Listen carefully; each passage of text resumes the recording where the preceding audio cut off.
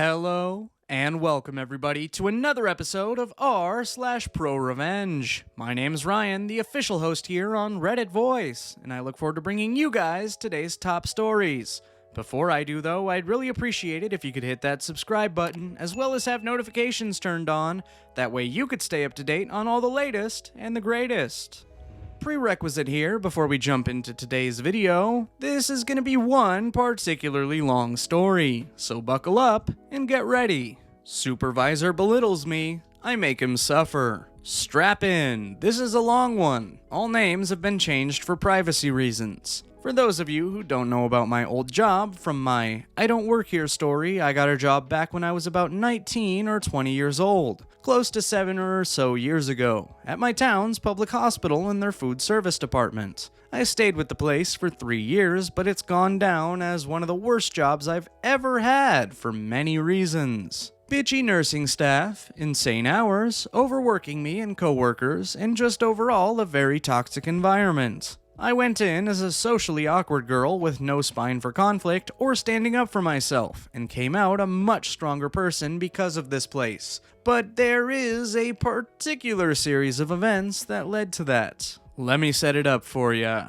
My official title was a food service aide, or aide for short. My job I was hired to do was collect dirty trays and dishes from carts on their respective floors, wash all of the dishes that came into my dish room and put them into the dish machine to be sanitized, before I let the dishes dry and store them where they needed to go. Then, at the end of the night, I'd break down the machine and clean down the filters of leftover food and drain the water tanks of dirty soap water before going home. Over time, I became well acquainted with the dish machines we had. First one was 20 plus years old and finally died on us. R.I.P. Big Bertha. I could troubleshoot a problem with it since I like machines enough to learn as much as I can about them. My boss took notice of this and how hard I worked in the dish room every day, so he began to have me learning about other parts of the department so I could fill in whenever someone called in. Cooking on the grill and serving food in the cafeteria. Cashiering, helping to prepare food trays for patients,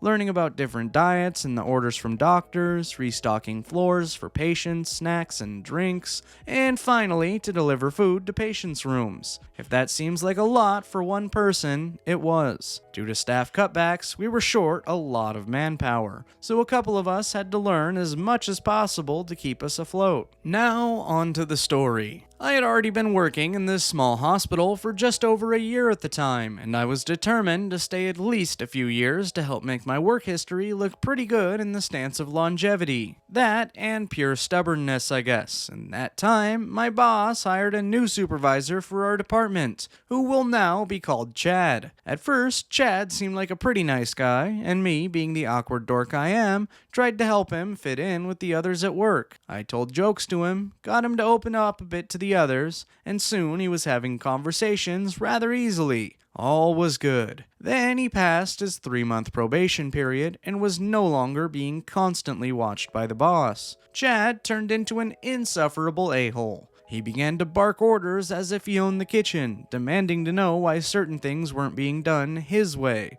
Overall, he was slowing down production tremendously for everyone. Not to mention, he himself was a lazy snuck. When there would normally be 2 people washing dishes, if one of them called in, it meant whoever was there had to pick up the slack and do it by themselves. Chad wouldn't lift a finger to help, unless he knew boss was going to be in the kitchen and not in his office by HR, and even then, Chad didn't know what he was doing. To top it all off, he made it a point to take jabs at me in front of others, trying to make me look stupid because I was the youngest member of the department. It felt like I had gone back to high school, being the very quiet nerdy girl who was picked on for liking things out of the norm, and being laughed at for being weird. I like to draw, love anime, and play video games, so when the topic of what are you gonna do on your days off came up, I usually said something like gonna relax at home and play insert game after doing chores. Then Chad would make a remark like, wow, you play video games? You must not have a life, asshole. It got to the point where I was so fed up with Chad's bullshit that I began to grow a bit of a backbone. I was fed up with constantly having anxiety working with him, and hiding in the bathroom sobbing during my shift when he was making my life a living hell. I began to make cracks back at him and get into yelling matches with him in the kitchen. No sound escaped the doors once they were closed, so no one outside the department heard us. He couldn't fire me, only tell my boss and sign a write-up, which he never did because he saw it as a way of losing to me in our arguments. Anytime he would make jokes at me, I threw them right back, and when I knew he was doing something wrong, I would fight back and tell him how it was supposed to be done. This went on for a few months, and then the final straw. As a dishwasher, you're supposed to take temperatures in the dish machine to ensure it's working properly. It's supposed to reach a certain temperature when washing dishes to ensure everything's being sanitized properly. If not, there could be an outbreak in the hospital from germs or mold. All the temperatures and times were recorded on a sheet and placed in a folder in the dietitian's office by the dish room. I was making my round of usual taking temps when I noticed that the machine was reading about 20 degrees in the red, cooler than where it was supposed to be. I shut down the machine and began to drain the water tanks. This is my way of troubleshooting if the tanks had not been drained in a while, or if something was seriously wrong with the machine. As I was draining the water, Chad comes in and sees me doing this. He was furious and begins to rant. "What are you doing? We still have piles of dishes to wash." Temps were low. Gotta drain the water and see if that fixes it. I think. How the hell is that gonna fix it? You're just wasting time. Me, visibly annoyed. If you'd let me finish. I'm seeing if morning shift drained the water or not. If not, then it will only take 10 minutes to fill the tanks back up. I know the tanks were drained. I drained them myself. I get up and look him in the eye, knowing he was lying since he always asked me to take care of the machine at closing. Prove it. Show me how. He was about to yell again when my coworker Dean in the diet office peers into the dish room. Chad's face turns red and he gives me a death glare before storming off. I continue to work on the machine, and once the tank's refilled, I initialed all of my temps and times on the sheet before returning it back in the office. The day goes by, and after a hellish time on the floor serving patients, I was in the middle of my cleaning duties with the cook and Dean. I get called by Chad saying that the boss wanted to talk to us. So after making sure the dish machine was cleaned, I walked with him to boss's office. There, boss begins to tell me that Chad had given him evidence I was slacking on my duties, and that I was not taking temperatures like I was supposed to for the dish machine. He said that thankfully, Chad took the temps, but if I wanted to keep from getting into trouble and keep the department from getting into legal trouble, I needed to step up and be a team player. He said that I was getting a verbal warning, but if I did this again, I would receive a write-up or possible suspension. My jaw hits the floor, and even though Chad is smiling smugly in the corner, I chose not to argue with my boss and head back to the department, defeated and fighting back tears. I was sure that I took the temps, and when I checked the book, I was shocked to see what I found. My temps were still in there, and the times I took them, but the bastard actually photocopied the page, whited out my initials, and replaced them with his initials. He then traced over the pre-existing handwriting to make it look legit with his initials. He made it look like I had not taken temps all day during my shift. I racked my brain wondering how the hell he could have gotten away with it with no one noticing him, and then it hit me. He must have done it in the diet office when no one was around, due to dinner trays being made under the dietitian's supervision. I was pissed, and I began to bide my time for an opportunity for revenge. It came about a month later. Now, since we're a hospital in a small town, it was normal for us to get catering orders for the members of HR and upper management for when they had a meeting upstairs. Those orders were easy because usually they wanted chips, pre-made sandwiches, and soda for about 10 to 15 people. However, we occasionally got huge catering orders for district meetings, and that was when we would bust out the catering dishes. Large white immaculate plates, silverware, glass cups, punch bowl, food serving plates, desserts, tea, and cloth napkins were usually served for these events. And even though it was a lot more dishes for the understaffed aides, it was pretty simple. This particular order was for the CEO, his workers, HR, doctors, head nurses, and the higher-ups who own the hospital's contract. The estimated amount to be served was about 150 people, since many of the members of the board were going to show up as well. Usually, we got the huge orders a week in advance, so the supervisor can arrange the schedule to have more bodies on deck to help. Chad, of course, schedules only me to be the afternoon dishwasher, meaning I had to clean the dishes for the entire hospital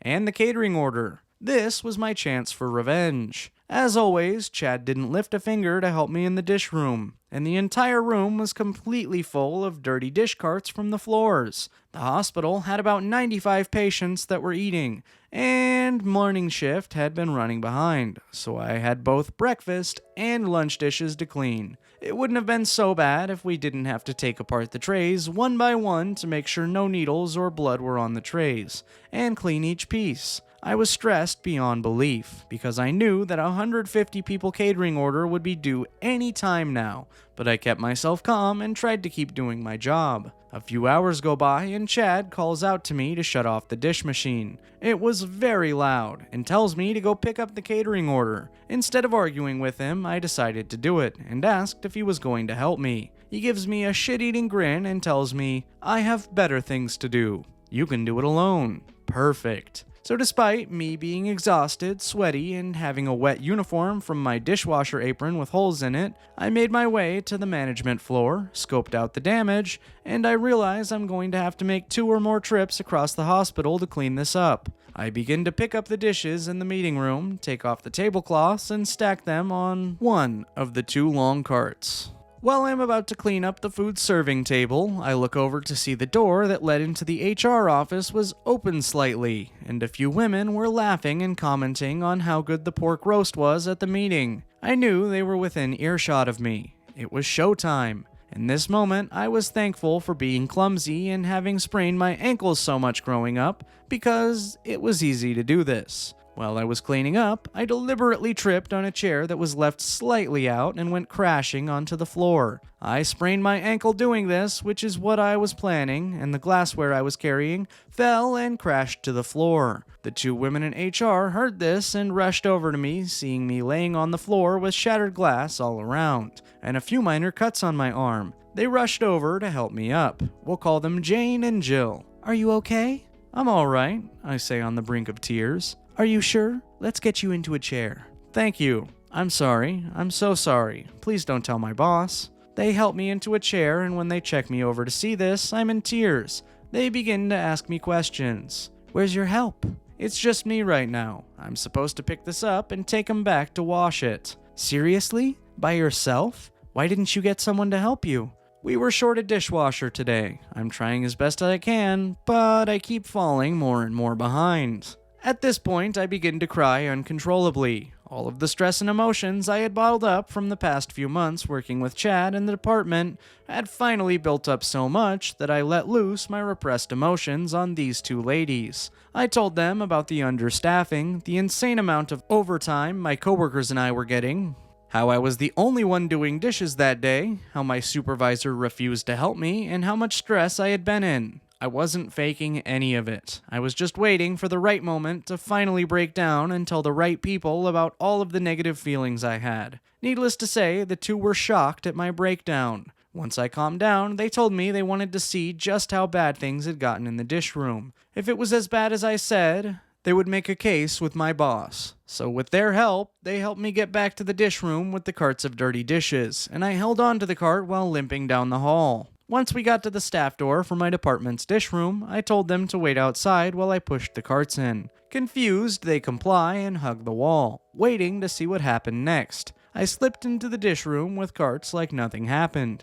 and Chad comes in and glares at me. At this point, the room was completely full of dishes, carts, and now 2 catering carts that took up a large amount of space. You could barely walk through the damn place. We then begin our normal yelling match, all while the door was left slightly open behind me. "About time you came back. What took you so long?" "I was picking up an order by myself. What did you expect, Chad?" "I was expecting you to do your job. Clearly, you can't. Look at all these trays." "I just picked up and began to work on lunch when you told me to get the catering.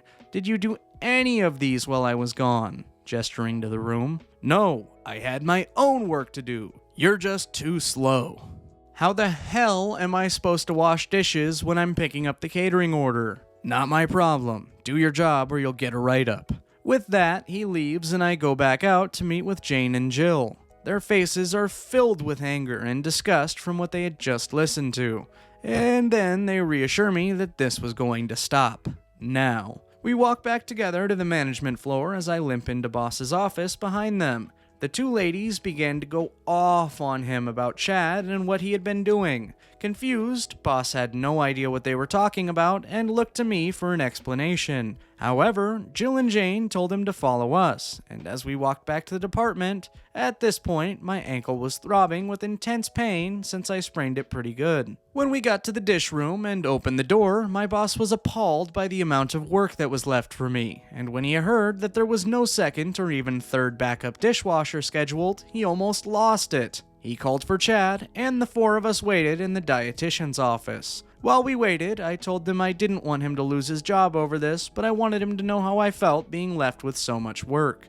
I really felt this way, but a huge part of me just wanted to see him suffer. When Chad walked in to see me and three powerful people with me, his face turns pale, and his normal, shit-talking face is replaced with one of fake concern and confusion. Though his act fails as Boss begins to demand why he didn't schedule someone to help me. He told Boss he had been helping me as much as he could today, but Jane and Jill stop him and repeat what he told me before. Boss is disgusted, and he looks to Chad after discussing the situation more. This is what's going to happen. OP hurt herself cleaning up the catering, so she's going home for the day, and will be off for 2 days. She can't go home. We're short-staffed. That was your fault, not hers. She's not going to suffer because you screwed up. But also, I don't care how much OT this accrues. You are staying after. What for? Tonight, you are going to be the dishwasher, all by yourself. You're going to wash every single one of those dishes and the catering order. And since it's almost time for dinner to be served to patients, I guess you'll be doing those too. If you leave anything for morning crew to clean up, and the department isn't cleaned like it's supposed to, consider yourself fired. Once he said that, I was sent home for the day, and the three continued to tear Chad a new one as I limped out the door. When I got back to my car, I was smiling so much that my cheeks were hurting all the way back to my house. Epilogue.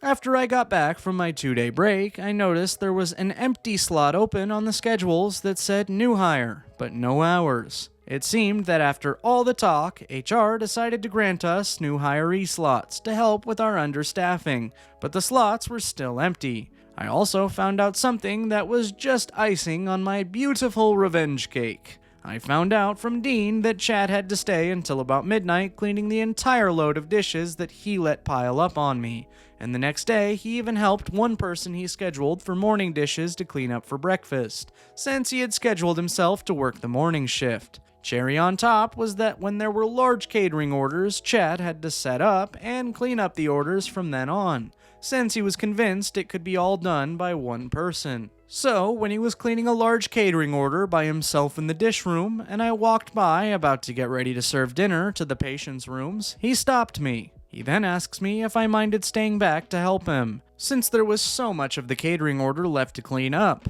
I smiled and said simply, "Not my problem, do your job."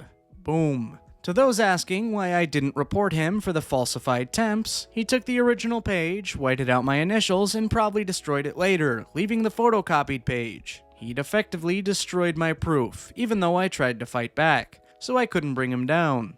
I also didn't really know my rights back then, since I was about 20. For those of you who are worried if the hospital's the same way, the nursing staff was changed to make way for more compassionate nurses, and many members of my old department either quit, retired, or were fired. Chad only stayed for maybe 8 weeks at most after this, before he moved back to his old town and his old job. The food service department was taken over by another contracted company, from whom I hear is much more compassionate and has a lot more staff members to help. My friends who are still working there told me it's much better and a happier place to be at. At first, I wasn't planning to cry to Jane and Jill. My original plan was to get hurt and be very angry and threaten to walk out. However, when they were so nice to me and showed that they really cared about what happened to me, I couldn't hold back anymore and I broke down. I'm a very emotional person, and cry at the drop of a hat due to living in a highly abusive environment growing up. When I left the hospital, I was much more mature and hardened.